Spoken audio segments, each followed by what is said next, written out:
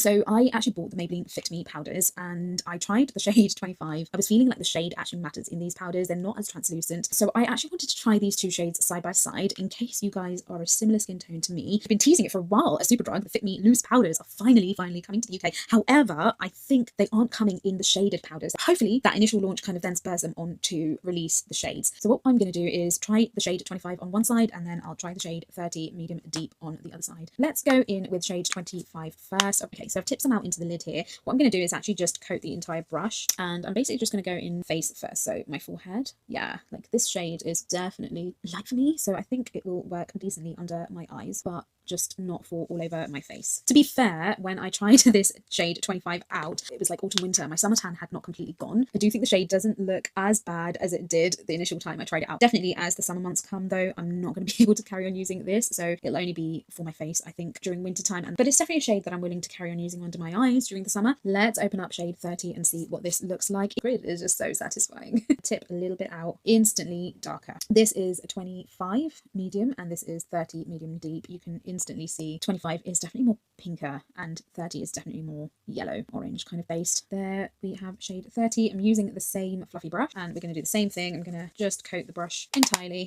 and I'm going to apply shade 30 on my left side. So here goes. Okay, yeah, instantly a much better shade match. Let's go under my eyes to see if it kind of like, I don't know, somehow darkens or deepens my under eyes. I'm actually going to tip out a little bit more, go in with a bit more, and we'll do the forehead again. Yeah, shade 30 is definitely melting into my skin tone much better. I'm just going to go back into the under eye again.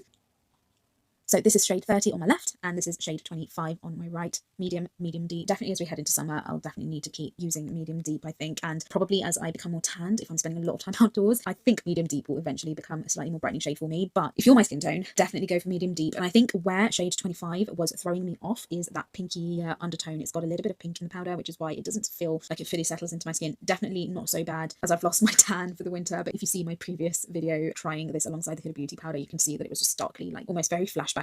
That was when I hadn't lost my tan. If you are my skin tone and you want a brightening shade, I would go for 25 medium, especially if you're looking to brighten your under eyes. But if you want something that you can use under your eyes, all over the face, then I would pick up the shade 30 medium deep. And yes, I hope this has helped you guys. Keep your eyes peeled. They are coming to Superdrug. I think they are only initially releasing the translucent and like a pink powder, and I'm hoping that they then move on to releasing the shades in the powders as well. If you do want me to try out the translucent version of the Fit Me powders, let me know. I do love the formula of these powders. They're very finely milled, very loose, and for a drugstore powder, really good formula. Will you be trying this powder out when it comes out finally in the UK? Or have you got other drugstore powders that you really love and you're like, Maybelline, you didn't release this early enough for me to come out and try it, so I will stick with my loved powders. What are your thoughts on this being released finally in the UK?